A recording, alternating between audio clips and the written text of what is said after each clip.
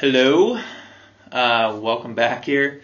Today has been a great day, actually last day on my own before the rest of the team comes tomorrow from the States, and looking forward to connecting with them. If you're not aware, Jerusalem is divided up into, or the old city of Jerusalem specifically is divided up into different quarters. You have the Armenian quarter, the Jewish quarter, the Christian quarter, and the Muslim quarter.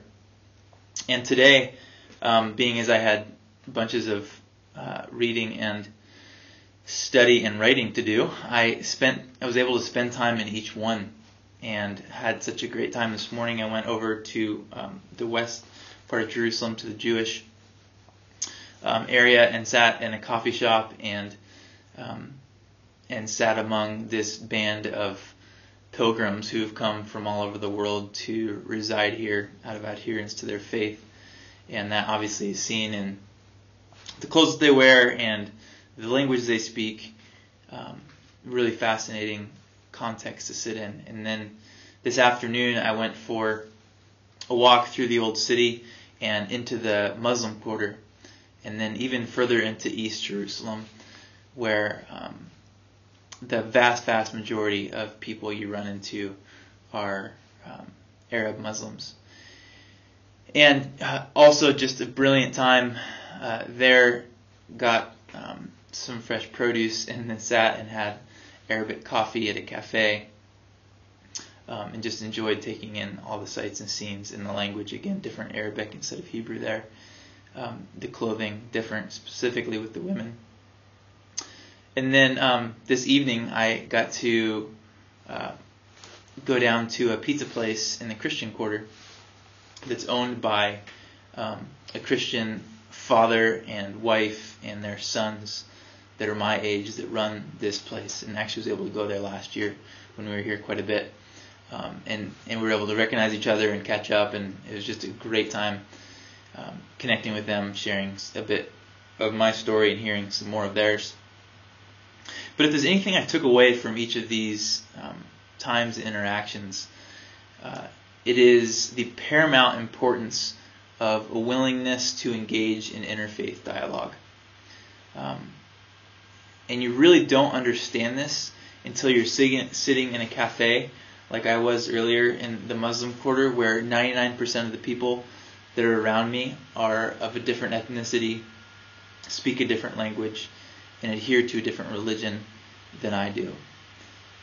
It would be ludicrous for me to think that I could go in there and start to tell them what to think about life and faith. They have a rich history and tradition, and for me, so much of it is to sit and to listen and to learn from them in this time. And in fact, the Second Vatican Council it met from 1962 to 1965, developed and published a document that has huge ramifications for interfaith dialogue.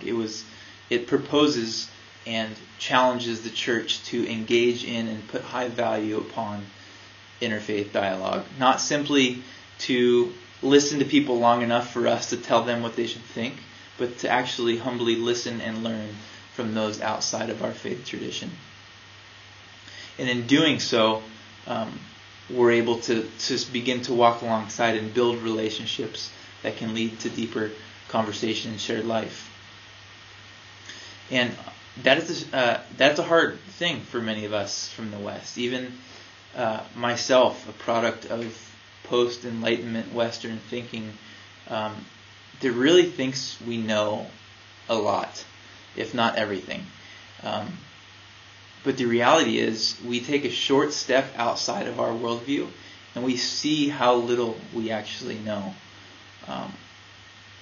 In fact, everything I know is ultimately limited to the worldview that I live in and that I was raised in. And so when I step out of that, I see I don't know well the values and traditions and faiths of the majority of humanity across the globe. And for me to accept a posture of humility, to understand that I don't know everything, although I have been raised in a culture and environment that might tell me otherwise. There is great value in taking a posture of humility as not only a follower of Jesus, but as partners in humanity across the globe. And so dialogue, I think there often is critique on this, like it's soft in some ways, but I don't think, from my understanding, that it compromises our faithfulness to the truths we adhere to within our religions, which whatever religion we adhere to, Christianity, Judaism, Islam, it doesn't compromise those things. It simply creates a common ground for us to start and build inroads in seeing the humanity in each person, beyond our often warring ideologies that build up these caricatures of those outside of our worldview and outside of our faith tradition. And we can begin to see that beneath all those, there's so much we do have in common. And even today, just going to those three places, I was able to see that to a certain extent, to kind of sit back and listen and learn and see the great value in that. And so just thinking, at home, something that I struggle with, and as I was kind of playing this out today, how willing we are to engage with those of other ethnicities and religions at home is telling of how effective we're willing to be as mediators between God and humanity. If we simply remain in our worldview thinking we know it all, then we isolate ourselves from the majority of the world. And we step away from our central vocation as followers of Jesus to be mediators between God and humanity and invite people into this inaugurated kingdom that began and that continues with Jesus' life, death, and resurrection. So I affirm what the Second Vatican Council proposed with this challenge for interfaith dialogue, and I look at myself and ask, where do I fit in that?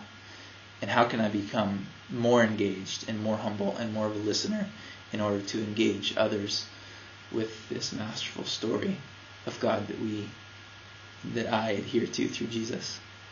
So everyone comes in, the Peacemaking team comes in tomorrow. Things are going to get hectic, so I'm not sure when I'll get my next post up, but hopefully sooner than later. But for now, thanks for jumping in. It's been super fun connecting with those of you that are following along.